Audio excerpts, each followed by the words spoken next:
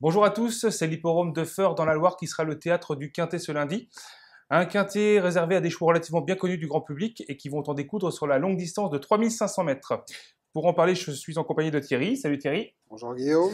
Alors Thierry, on rentre tout de suite dans le vif du sujet. Je crois que tu es parvenu à dégager 3 bases dans ce Quintet. Le 15, Starlet Turgot, parce qu'elle est très performante sans fer, comme elle l'a démontré à plusieurs reprises. Gagnante de Quintet à Vincennes, je crois qu'elle en a gagné 2. Elle ne manque pas de tenue, constitue l'un des points d'appui intéressants de cette épreuve. C'est la jument de classe du lot avant le coup. Sur ce qu'elle a fait de mieux, même à Vincennes, elle semble se détacher un petit peu. Je pense qu'elle devrait pouvoir gagner. Tu lui opposes le 16, Sylvie de Bétan, que drivera Serge Pelletier. Oui, elle vient de s'illustrer à Vincennes, mais c'était trop monté. Mais enfin, le lot était très bien composé. Elle possède aussi beaucoup de moyens à l'attelé. Double lauréate sur ce tracé, à First, mais sur une distance un peu plus courte. Elle ne sera donc pas dépaysée. Et je pense qu'elle possède une bonne chance. Tu disais tout à l'heure que le lot était bien composé lors de sa victoire à Vincennes. C'était le cas parce que j'ai vu que ces deux dauphines ont depuis regagné chacune à leur tour. Donc c'est plutôt une bonne référence. Voilà, c'est très favorable. Et on complète ce trio avec le 14, c'est Richmond Park. Oui, parce qu'il vient d'enregistrer plusieurs bons résultats, dont une deuxième place à Vincennes dans le prix de Moulin-la-Marche, gagné par un certain Saphir de Fillet, qui a été tout à la fin chanceux dans l'épreuve du GNT à Cherbourg. Il a été arrêté. Et ça, c'est une très bonne ligne. D'accord, donc on détache 3 chevaux, donc le 15, le 16 et le 14. Un coup de cœur, le 10, Quartz de Vinci. Quartz de Vinci, pourquoi? Parce qu'il a battu Quattro Douar avec de la marge en dernier lieu à Lyon-Paris. Il sera de nouveau déféré des 4 pieds. Comme ça, il a bien réussi. Et il a déjà gagné sur ce parcours, donc il a de nombreux atouts. D'accord. Une surprise possible, le 7, Soja Williams. Oui, c'est le premier des 7 ans de ce quintet. Ils seront 3 avec Starlet Turgot et Sylvie de Béton. Il retrouve un bel engagement en tête, a déjà gagné sur cette piste à l'automne 2010. Et je crois qu'il va être associé pour la première fois de sa carrière au jeune Alexandre Abrivard, qui a un peu de talent. Et pourquoi pas, il est bien placé en tête. C'est l'une des bonnes chances du premier échelon. D'accord. Un regret, le 3, Rubin Nivernais.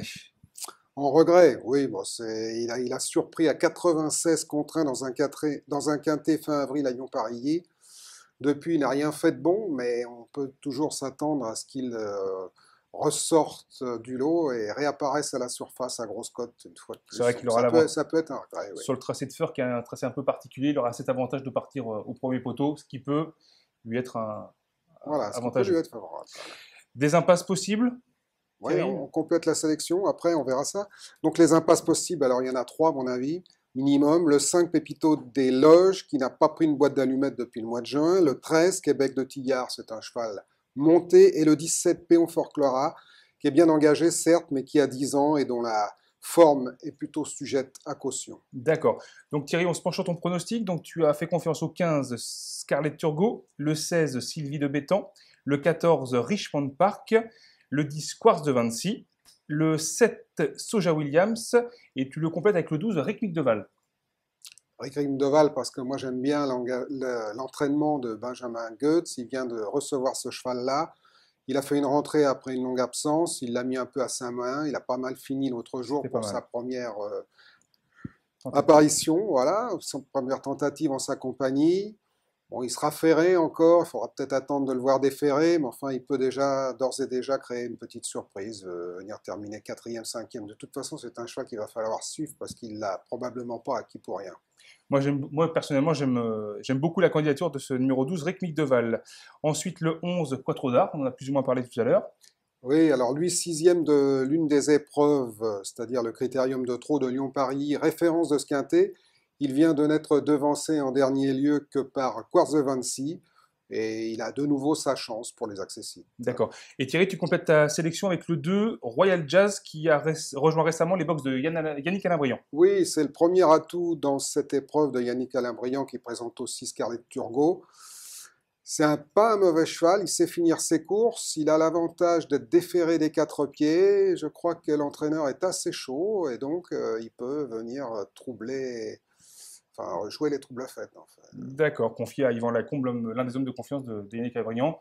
qui sait emmener les chevaux au poteau, il n'y a aucun problème là-dessus, hein. Oui, et puis il peut y avoir une jolie petite cote. Tout à fait. Donc Thierry, on récapitule ton pronostic. Donc le 15, le 16, le 14, le 10, le 7, le 12, le 11 et enfin le 2. Est-ce que tu nous proposes un conseil de jeu pour ce quintet? Conseil de jeu, bah, je pense qu'il faut prendre les 4 premiers en base en les tournant par 3 au quartet et après vous en rajoutez 5 ou 6 derrière. Ça ne vous coûte pas trop cher, c'est 1,30 € du coup. Voilà.